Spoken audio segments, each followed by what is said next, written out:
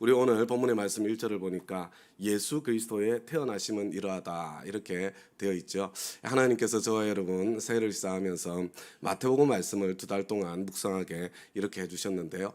우리 마태복음 1장이 시작할 때 어떻게 시작이 됩니까? 예수 그리스도의 계보는 이러하다 1절에 그렇게 시작을 해서 우리 어저께 본문이 펼쳐졌고 오늘은 예수 그리스도의 태어나심은 이러하다 이렇게 말씀이 이어지고 있는 겁니다. 그런데 저와 여러분에게는 예수 그리스도 이렇게 이야기를 하면 너무 익숙한 것이어서 예수님의 이름이었나 보다. 이게 예수님의 이름은 예수고 성은 그리스도였나 보다. 뭐 이렇게 생각할 수 있는데 이게 지금 마태복음이 유대인들을 청중으로 쓰여졌잖아요. 당시의 유대인들에게는 예수 그리스도라는 이 말 자체가 엄청난 충격을 안고 있는 그런 말이었습니다. 여러분 예수 그리스도는 예수님의 이름이 아니고 예수 그리스도가 복음이에요. 예수가 그리스도다. 그런 뜻입니다. 이 그리스도라고 하니까 저와 여러분에게 느낌이 잘 안 올 수 있는데요. 이 그리스도는 히브리어 메시아를 헬라어로 번역한 겁니다. 그러니까 예수 메시아 이게 예수 그리스도입니다. 이스라엘 백성들이 정말 오랜 세월 동안 메시아가 오시기를 기다리고 있었는데 예수가 바로 그 메시아다. 예수 메시아의 계보는 이렇다. 예수 메시아의 탄생은 이렇다. 이렇게 이야기를 하고 있는 겁니다. 예수 메시아 이래도 저와 여러분이 잘 이해가 안 되잖아요. 그런데 이 느낌이 잘 안 오죠. 그런데 이 메시아라는 단어는 이스라엘에서 메시아는 1차적으로 왕입니다. 왕. 하나님께서 참 다윗의 계보를 이을 왕으로 보내주신 분이 그래서 이 메시아는 왕이면서 예언자면서 동시에 제사장인 그런 분이 메시아거든요. 그러니까 우리에게 실감나게 이걸 읽으려면 예수 우리의 왕 그분의 계보는 이렇다. 예수 우리의 왕 그분의 태어나심은 이렇다. 이렇게 읽어야 이게 의미가 다가오고 느낌이 오는 겁니다. 그래서 하나님 나라 이렇게 이야기를 하면 이 하나님 나라는 영어로 네이션 뭐 국민이 주권이 국민에게 있는 그런 네이션이 아니고 왕에게 주권이 있는 왕국 예수 왕국이 시작되었다. 이게 지금 예수 그리스도라는 이름 안에 예수 왕국 하나님 나라가 시작되었다는 그 선포가 계속해서 반복되고 있는 것 이게 예수 그리스도라는 단어라는 것 그것을 꼭 기억하시면 좋겠습니다. 그런데 예수 그리스도 예수 우리 왕의 계보는 이렇다. 우리 어저께 본문을 이제 쭉 이야기하면서 다윗의 자손이다. 그걸 밝히면서 굳이 거기에 4명의 여인을 등장시키지 않습니까? 첫 번째가 다말이죠. 참 며느리와 시아버지 사이에서 태어난 그런 그 계보를 따라서 지금 예수 우리의 왕이 오시는 겁니다. 그 다음에는 라합이죠. 라합은 기생이잖아요. 여러분 이 기생을 뭐 여하튼 술집에서 일하는 그런 어떤 여성이잖아요. 예수 우리의 왕이 그 술집에서 일하시는 얼마나 인생이 척박하고 어려우면 그런 자리에서 일을 해야 되겠어요. 그런데 그런 분의 참 그 앞에 또 있네요. 룻은 나와 있나요? 안 나와 있죠. 그 계보에는.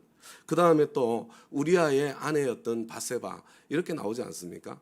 아니 자기 아내에게서 자식을 낳아야 마땅한데 다윗은 남의 아내에게서 그것도 정말 자신과 뭐 생사를 같이 했던 그런 참 부하 장수의 아내를 빼앗아서 그에게서 낳은 그죠? 이 우리아의 아내 바세바는 어떻게 보면 한편으로 죄의 상징 같은 그런 느낌이죠. 그리고 마지막에 마리아에게서 여러분 이게 참 이상하지 않으세요? 이게 연결이 한편으로는 되어 있는 것 같지 않습니까? 그리고 이 안에 얼마나 강렬한 메시지가 들어 있습니까? 사실 다윗의 생애 자체가 하나님께서 누구의 왕이 되시고 메시아가 되는지 구원자가 되는지 그게 너무나도 잘 담겨 있죠. 여러분이 다윗이 왕이 될 때 다윗이 그 다윗 왕국을 세울 수 있었던 기초가 되었던 공동체가 아둘람 공동체 아닙니까? 이 아둘람 공동체에 모여들었던 사람들은 빚진 자들이었고 억울한 자들이었고 세상에서 혼자 힘으로 버텨낼 수 없는 상처와 아픔이 많은 사람들이었고 뿔뿔이 따로따로 흩어져 있을 때는 아무것도 아닌 것을 넘어서 이 세상에 그냥 찍기 같은 그런 인생을 사는 사람들이었는데 다윗이라는 위대한 하나님의 사람이 그들을 품고 그들을 하나님의 군대로 바꾸고 그들을 통해서 다윗의 왕국을 이루는 그런 모습을 보게 되는데 예수 우리의 왕 다윗의 자손으로 오신 우리의 왕께서 그저 혈통도 뛰어넘어서 사회적인 신분도 뛰어넘어서 힘없고 그 다음에 소망 없고 참 아무것도 갈 길이 보이지 않는 그런 사람들을 통해서 메시아 왕국을 펼쳐갈 것에 이게 사실 족보 안에 얼마나 생생하게 그것을 담고 있습니까? 그걸 이야기하고 난 뒤에 예수 우리의 왕 그분의 태어나심은 이러하다 이렇게 말씀을 하는데 여러분 이 마리아가 요셉과 약혼하고 나서 이게 약혼이 지금으로 치면 혼인신고하고 똑같습니다. 그 당시에는. 근데 뭐 혼인신고하고 난 뒤에 같이 안 살 수도 있죠. 그죠? 당분간 따로 떨어져서 살 수 있어요. 그런데 드디어 이제 결혼식 날이 되면 결혼식과 더불어서 함께 살게 되는 거거든요. 합법적인 부부지만. 그런데 지금 결혼식 하기 전에 혼인신고는 먼저 해놨는데 지금 결혼식 하기 전에 같이 살기 전에 마리아가 아기를 가졌다는 거예요. 여러분 지금 우리가 보니까 성령으로 잉태한 것입니다. 맞아요. 그렇게 된 거죠. 그런데 그 당시에 요셉이 받았을 충격은 얼마나 엄청나겠어요. 요셉은 아마 감당하기 힘든 그런 충격을 받았을 것입니다. 그런데 마리아의 남편 요셉은 의로운 사람이라 성경이 의롭다고 하는 사람이에요. 그런데 이 의로운 사람이기 때문에 이 사람이 무엇을 했습니까? 약혼자에게 부끄러움을 주지 않으려고 가만히 파혼하려고 하였다. 여러분 이게 말이 쉽지 이게 어마어마한 겁니다. 지금 요셉의 입장에서 보면 이 마리아는 파렴치한 여인입니다. 나에게 너무나도 깊은 상처를 안겨준 그런 여인입니다. 그냥 이거 동네방네 소문내 가지고 망신을 줘도 속이 풀리지 않을 것 같은 그런 여인입니다. 그런데 이 요셉은요 그런 나에게 상처를 입힌 사람조차도 품어줄 수 있는 우리 상대방의 약함만 품어줄 수 있는 사람이 아니라 상대방의 허물만 품어줄 수 있는 사람이 아니라 그 허물이 나를 찌르는 상처가 되었을 때 원수 같은 상대방이라고 하더라도 그 상대방도 품어줄 수 있는 사람 이 사람이 요셉입니다. 요셉이 바로 온유한 사람이에요. 요셉이 예수를 닮은 사람입니다. 여러분 하나님께서 이 땅에 당신의 독생자를 이 세상에 보내실 때 아무에게나 맡겨서 그 아들을 기르고 양육하게 하셨겠습니까? 아무에게나 맡겨서 그 아들을 세상에 나오게 하셨겠어요? 우리가 이 가톨릭에 대한 이 뭐라 그럴까 일종의 반감 같은 것이 개신교인들에게 있어가지고요. 우리는 마리아를 굉장히 폄훼합니다. 깎아내립니다. 그리고 또 한편으로 동시에 요셉이 어떤 사람이었는지 그것을 마음에 깊이 담지를 못하는 것 같아요. 하나님께서 구원의 역사를 이루고 펼쳐가실 때에 이 요셉이라는 사람을 사용하셨다는 것, 이 마리아라는 이 여인을 사용하셨다는 것, 여러분 그것을 꼭 기억할 수 있기를 바랍니다. 아마 여기에 등장하는 다른 모든 여인들도 저는 마찬가지였을 것 같습니다. 그냥 세상적으로 보기에는 참 안타까움이 배어 있는 사람이지만 그러나 그분들의 어떤 어쩔 수 없이 그런 자리에 설 수밖에 그럴 수밖에 없었다고 하더라도 그분은 아마도 하나님께서 그렇게 참 이 하나님의 구원의 역사를 펼쳐가는데 사용하실 수 있을 만큼 성숙한 사람, 성장한 사람, 온유한 사람, 겸손한 사람들이 아니었을까. 저는 한편으로 그런 생각들을 해보게 되는 거죠. 아무튼 이 요셉이라는 사람이요. 이 사람을 통해서 예수님이 물론 그 다윗의 자손으로 오는 그런 통로로 삼아 주셨고 그리고 예수님의 어린 시절을 참 양육하는 그런 통로로 삼아 주셨다는 것. 저와 여러분도 그냥 내가 열심만으로 되는 게 아니에요. 여러분 열심과 열정을 가지고 주님을 섬기면 너무나도 감사하게도 하나님께서는 우리에게 광야를 허락해 주시죠. 광야에서 힘들고 어려운 과정을 통과합니다. 여러분 이 참 인생의 이 광야길 아무에게나 주시는 게 아니에요. 참 헌신한 사람들에게 하나님께서 이 인생의 광야길을 다양한 모습으로 통과하게 해주시는데 선물입니다. 이 과정을 통과해야 내가 예수 닮은 겸손하고 온유한 사람으로 변하게 되고 그리고 하나님께서 때가 되어서 너를 높여주겠다 높여주시죠.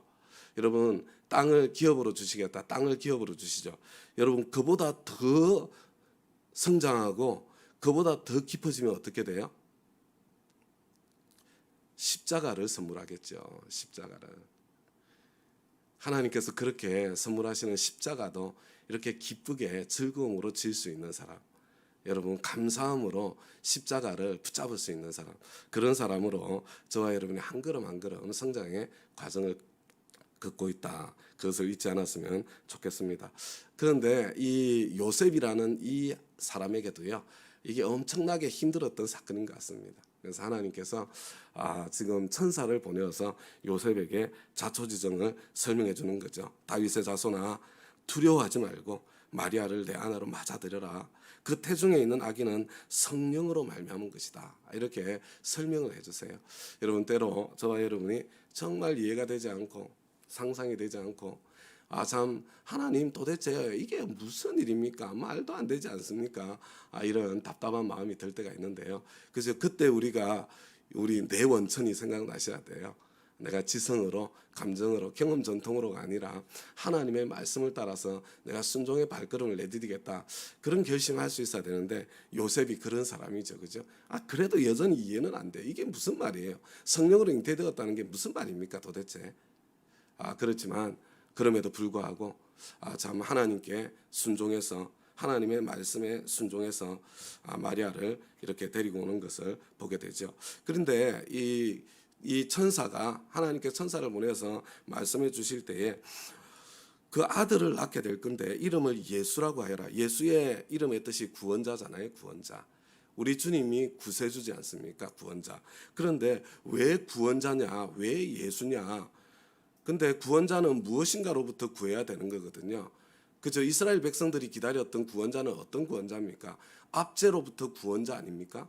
저와 여러분은 어떤 구원자를 기다리세요? 내 인생의 무거운 짐, 괴로움, 고통, 이런 것들로부터 나를 건져주시고 구원해 주실 인생의 절망, 그런 자리에서 구원해 주실 구원자를 기다리고 있잖아요. 그런데 예수님께서 보내실 이 구원자는 무슨 구원자라고요? 너희 죄로부터 구원하실 구원자다. 이렇게 말씀하세요. 왜? 여러분, 왜 기독교는 죄를 먼저 이야기합니까? 왜 죄로부터 구원할 구원자라고 말씀하세요? 우리가 모든 인생의 문제를 가지고 있을 때 여러분 그 문제의 원인이 무엇인지 제대로 진단해야 되지 않습니까? 여러분 병원에 가면 온갖 검사를 하잖아요. 돈 많이 드는 검사. 왜 해요? 원인을 정확하게 진단해야 비로소 제대로 문제를 지금 바로잡을 수 있기 때문에 그런 거 아닙니까? 여러분 왜 우리 참 왕으로 오시는 예수님께서 죄로부터 구원할 자로 오시냐면 죄가 우리 인생의 모든 문제의 뿌리이기 때문에 그런 겁니다. 여러분 어떤 문제를 가지고 계세요? 여러분 그 안에 도사리고 있는 죄를 보셔야 되는 겁니다. 그런데 그 죄가 다른 게 아니에요. 죄의 본질이 뭐라고요? 여러분 죄의 본질이 아노미아예요. 아노미아. 여러분 죄의 본질이 무법입니다. 죄의 본질이 내가 법이 되는 거예요. 죄의 본질이 내가 왕으로 사는 겁니다. 여러분 한번 내 인생에 꼬여있는 모든 문제를 되짚어 들어가 보세요. 거기에 왕으로 살고 있는 나를 볼 줄 알아야 되는 거예요. 내가 지금 이 영역에서 내가 왕이 되었구나. 여러분 자식과의 관계에서 어려움이 생겼어요? 한번 잘 보세요. 내가 자식과의 관계에서 왕이 되어 있다는 걸 보게 될 거예요.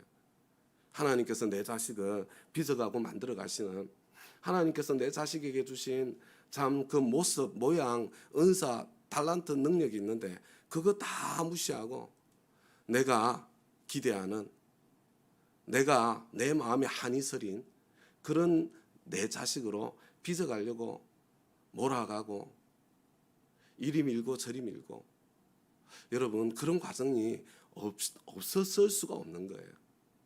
하나님께서 지금도 그게 아니다. 나의 계획은 다르다. 이렇게 이야기할 수 있는 거예요. 부부관계에 어려움을 겪고 있으세요? 경제적으로 어려움을 겪고 있습니까? 여러분 하나하나 되짚어 가보세요. 그 뿌리에 내가 예수님을 나의 주님으로 고백하고 영접했음에도 불구하고 여전히 내가 왕노릇하고 있는 그 자리가 없는지. 그리고 이 왕노릇의 표지 중에 하나가 뭐냐면요. 고집이라는 겁니다. 고집. 꾸역꾸역. 자기 의의 고집. 이게 제일 무서운 거예요. 이거는 헤어나기가 너무 힘들어요. 내가 보니까 옳은 거거든. 내가 보니까 바른 거거든. 우리 주님께서는 저와 여러분을 죄로부터 구원할 구원자로 오셨어요. 그래서 예수님께서 왕으로 오신 겁니다.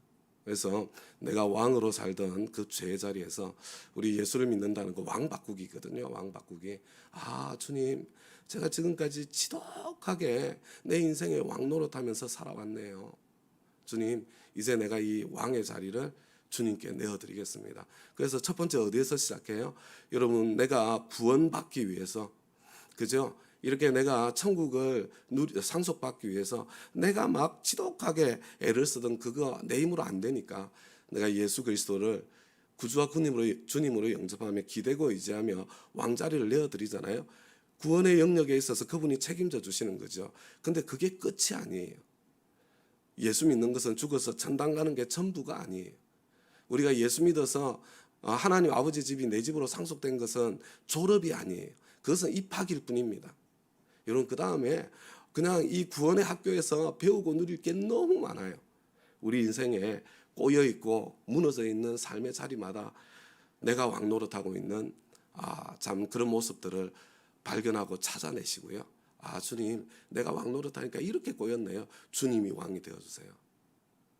그리고 주님께서 이끄시고 인도하시는 바를 따라 한 걸음 한 걸음 나아가면 예수 우리의 왕, 예수 메시아, 예수 그리스도 그분께서 우리의 삶을 내가 주인 되어서 나의 최고의 최상의 삶으로 내가 만들어가는 그런 내 삶보다 더 풍성하고 더 아름답고 더 행복하고 더 복된 그런 삶의 길을 활짝활짝 열어 주시게 될 것입니다.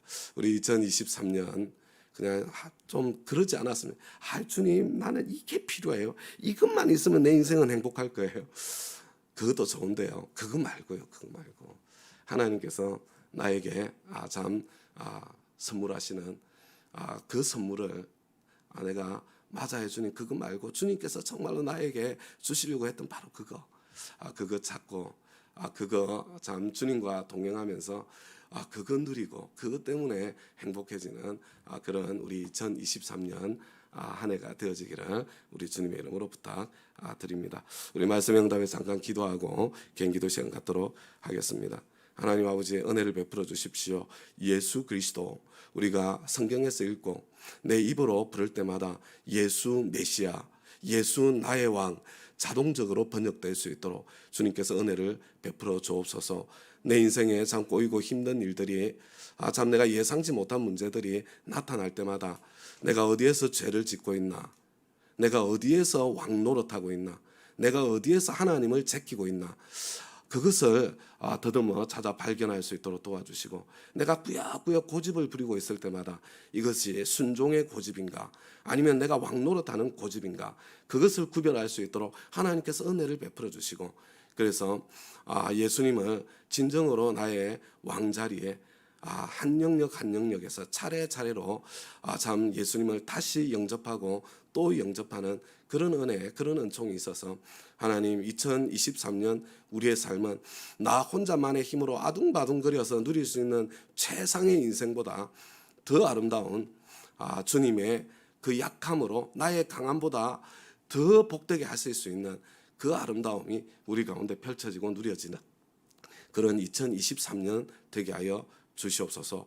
요셉과 같은 그런 온유한 사람으로 한 걸음 한 걸음 더 성장하게 도와주셔서 주님께서 마음껏 하나님 당신의 참 소중한 뜻을 위해서 쓰실 수 있는 그런 사람으로 하나님께서 축복해 주시기를, 높여주시고 참으로 기업을 넘치게 부어주시는 그런 자리도 통과하고 그것을 넘어서 십자가도 기쁘게 붙잡을 수 있는 그런 사람으로 저희들 자라갈 수 있도록 축복하여 주시옵소서. 주님께 감사드리며 예수님 이름으로 기도드리나이다.